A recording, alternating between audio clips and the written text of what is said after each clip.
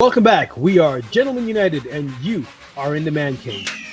Travis and his wife Michelle join us tonight to talk about a topic millions of married couples around the world can relate to, especially after kids are in the picture. They've not only found the formula, but it has worked for them, and they're going to share that formula with us. The way I came across this topic was actually in a dad's discussion group on Facebook. Why this is important is that 99% of the time, this is a topic that appears on women's talk shows and magazines. When I saw how quickly that topic trended in that group, it was clear that men think about this just as much, but don't really talk about it. That piqued my interest. One of the many reasons why people stray from their marriages is because of a failing or non-existent sex life. Healthy sex lives release regular doses of the feel-good hormone called oxytocin. It's said that not having regular doses has negative effects on emotions, self-esteem, focus at work, and general satisfaction with life. There are a myriad of other issues that it addresses, including depression. With that said, I want to talk to Travis and Michelle, who have actually been able to revive a great sex life and how it directly impacts their marriage. As always, for those watching this broadcast live on YouTube, feel free to add your comments and questions in the comment bar. I will watch for them throughout the show, and we'll incorporate them into the show, time permitting. Joining me tonight are Travis, Michelle, and of course, you, our viewers. I'm Sean Best. Hey guys, how you doing? Hey, great. How are you? Awesome. Guys, thank you so much for joining us on this interesting topic. This is not normal. Normally, the topic I typically talk about, they're very, deep and very controversial topics. But when I saw how this trended, I said, I know a lot of people who are going to want to watch this and hear this and learn something from you guys. All right, so guys, tell us a bit about yourselves. Is this your first marriage, and how did you guys meet? This is our second marriage, and we met. It's interesting because technology and things have changed so much. So we met on online dating, and so formed a relationship that way. Started out with just dates here and there sporadically, and then when we noticed so much in common, things like that, one thing led to another. Ended up getting engaged, and we've been married about 18 months now. Wow! I couldn't resist the dimples. That was it. The dimples did it, right? So you guys met through online dating. I know that a lot of my viewers, myself included, have tried online dating and have had varying degrees of success.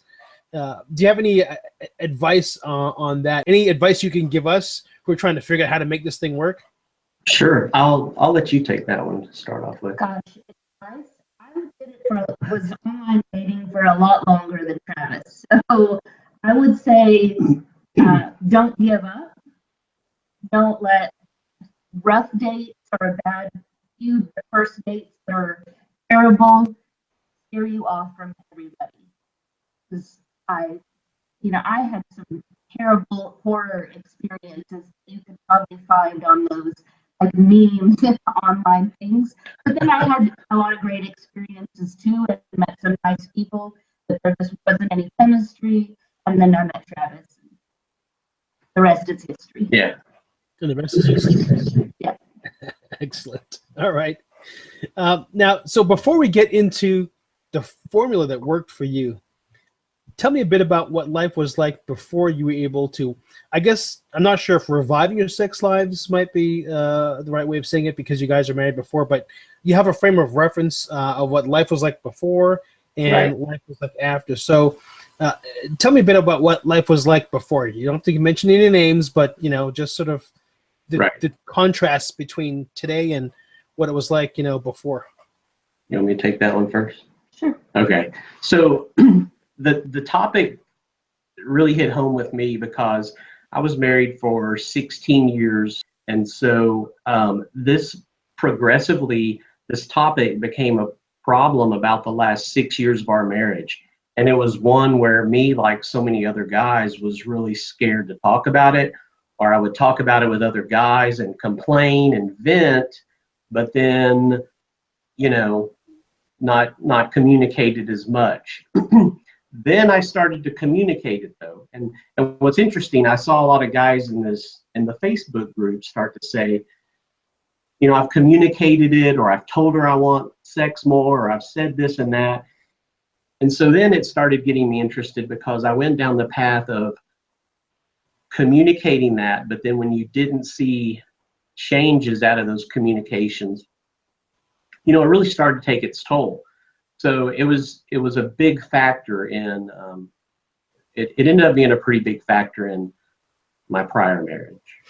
I've heard that, I guess, we can all to a certain degree relate to this, or many of us can, that when the frequency and I guess the intensity of sex diminishes over time, not only does it affect you personally, but it affects the relationship. It affects your ability to make something happen, something exciting happen after that. Then you get to a point where, I've heard one person mention to me today that their marriage, they felt like they were roommates.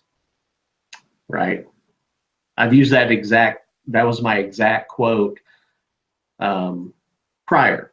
And so it's kind of like, I don't want your viewers or people out there watching this to just immediately dismiss us because, they've been married 18 months. They're honeymoon phase, blah, blah, blah.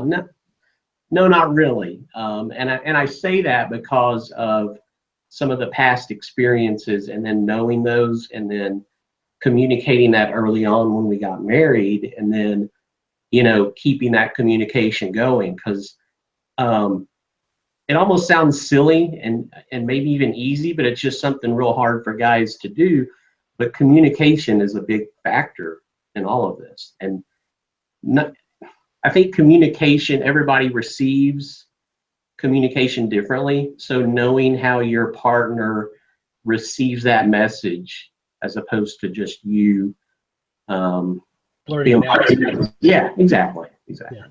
And we're going to get to that in just a moment. Yeah, I didn't want to. I know where you're going. We're going to get to that. Yeah. So now, what is life like now? So we talked a little bit about what life was like before, and how has it changed you individually as adults? Does it have an impact on your how you live your day-to-day lives, your energy level, sort of the way you function? How has it changed you now? So Travis and I talk a lot, because this is both of our second marriages. We communicate everything, even when I don't want to, because I'm a non-communicator. But like he was saying, in his previous marriage, in my previous marriage, my ex-husband had an affair, and when we first divorced, I was, it's all his fault. He's the whole reason we're getting a divorce. He had an affair. I don't understand. But the longer I was single, the more I started to kind of recognize my part in at least the failure of our message. I don't want anyone out there to think that I am making an excuse, like my behavior made it okay for him to have an affair, because that's not the case at all. But we did get into that place where we were stressed out with the kids, we were stressed out with work, and we weren't doing anything together, much less sex. We were just roommates. We were barely speaking. We would go to bed at different times, and the other one would be asleep. So I think Travis and I both came into it with, we're not going to make the same mistakes this time we made last time. Excellent. I'm glad that you put it that way, because I think a lot of people can relate to living that life where it's, did you pick up the kids? Don't forget to get the bread. Who took the garbage out? Why didn't you pick up the underwear off the floor? Like, it becomes that day-to-day, why didn't you? You didn't do this well enough. And it's hard to go from that constant conversation to, hey, honey, let's have some fun tonight. Like, how do you make that leap? If you enjoyed the show and want to see more, join our Facebook page called The Man Cave by Gentlemen United. All of our shows, tons of additional content, and invitations to future shows are posted there. You can add to the conversation and suggest future discussion topics. Please like, comment, share, and most of all, subscribe by clicking the Gentlemen United icon. I promise it's free. Thanks again for joining us in The Man Cave. Enjoyed the show? Like, share, and subscribe. And thanks for joining us in The Man Cave.